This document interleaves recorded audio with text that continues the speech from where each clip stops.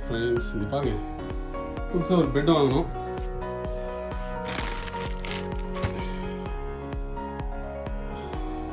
எங்கள் அண்ணெல்லாம் இந்த கிறிஸ்மஸ்க்காக வெக்கேஷனுக்கு வராங்க, அதுக்காக ஒரு பெட் வாங்கணும். ஸோ இங்கே பாருங்கள், இது எவ்வளோ தின்னாக இருக்குது. இப்போ இந்த கவரை கட் பண்ண உடனே அதுவே அப்படியே பெருசாகிடும். Memory phone. இந்த கவரை கட் பண்ணிட்டேன்.